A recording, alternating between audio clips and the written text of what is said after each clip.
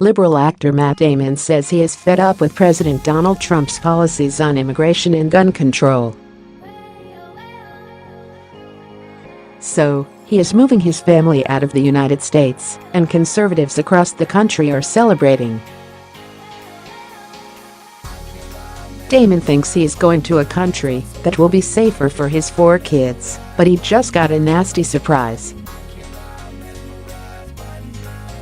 You'll love this. Matt Damon is a typical Hollywood leftist. Out of touch with the majority of Americans' lives, Damon lives in some fantasyland where he believes communistic dictators are a good thing. He also believes that governments can cure all the ills of society and that leftist socialistic policies can create a utopia.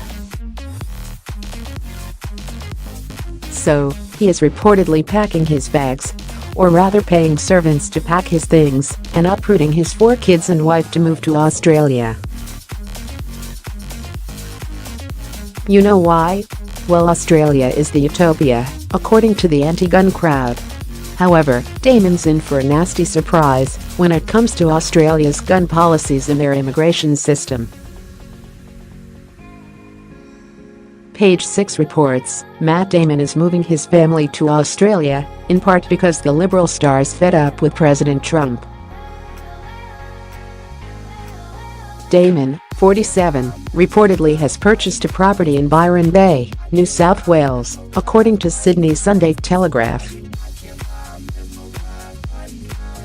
The home's next door to a place owned by Chris Hemsworth, with whom Damon recently appeared in Thor, Ragnarok. A source exclusively tells Page 6, Matt's telling friends and colleagues in Hollywood that he's moving the family to Australia because the activist actor disagrees with Trump's policies. If you've been paying any attention to these screaming anti-Second Amendment goons, they all point to Australia as the place we should model our gun policies after. Australia is Barack Obama's preferred euphemism for that most cherished of gun control ideals, mass confiscation of the citizenry's weapons. That is what happened in Australia. After a mass shooting, the crazy leftists pushed through rushed legislation, and the result was a mandatory gun confiscation. They called it a buyback, but it was mandatory, and it did not affect gun violence at all. University of Melbourne researchers Wang-Sheng and Sandy Suardi concluded their 2008 report on the matter with the statement, "There is little evidence to suggest that the Australian mandatory gun buyback program had any significant effects on firearm homicides," reported the National Review. But we still hear all these stats screamed at us by those idiots like Matt Damon, who think moving his family down under is going to make sure they are safe. Most of those stats that they scream about gun violence in the US include gun deaths by suicide, which make up a large portion of gun violence. It's safe to say people who want to kill themselves will do it, with or without guns. Also, there's the Center for Disease Control, CDC, report that Barack Obama commissioned after Sandy Hook tragedy. This report made Obama look like a fool. The report goes on, almost all national survey estimates indicate that defensive gun uses by victims are at least as common as offensive uses by criminals, with estimates of annual uses ranging from about 500,000 to more than 3 million per year, in the context of about 300,000 violent crimes involving firearms in 2008. That means between 500,000 to 3 million American lives are saved by guns per year. Do you understand now why these anti-gun idiots have kids walking out of schools? The facts aren't on their side, so they have to appeal to emotion. The other reason Damon hates Trump is over immigration policy, mainly that we in America prefer borders. Idiot Damon must not know Australia has a tough immigration policy, much tougher than what's currently in the United States, and here's the kicker, it's merit-based. Donald Trump has praised Australia's merit-based immigration system as an economic boon to the country, in contrast to the US system which, he argued before Congress, costs America many billions of dollars a year, reported The Guardian.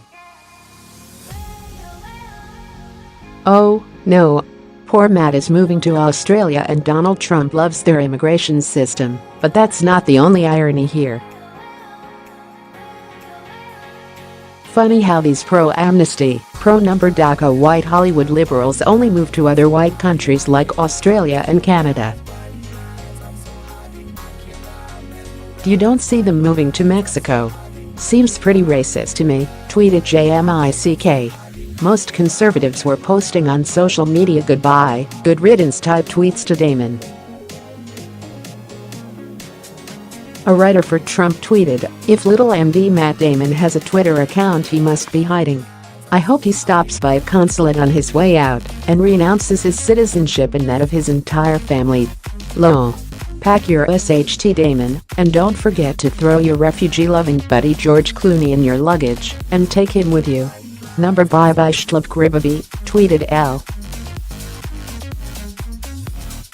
Another Twitter user named Linda added, "Take all of Lib Hollywood celebs with you.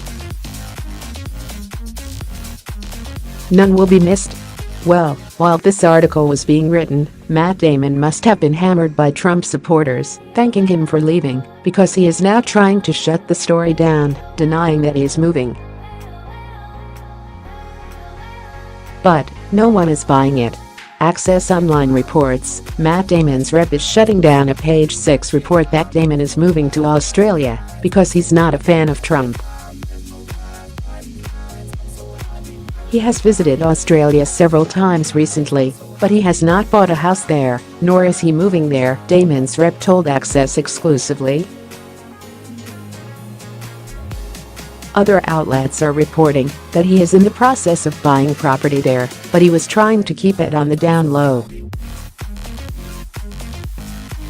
Page 6 has not retracted the report nor updated it, so we will continue to keep an eye on Damon's whereabouts.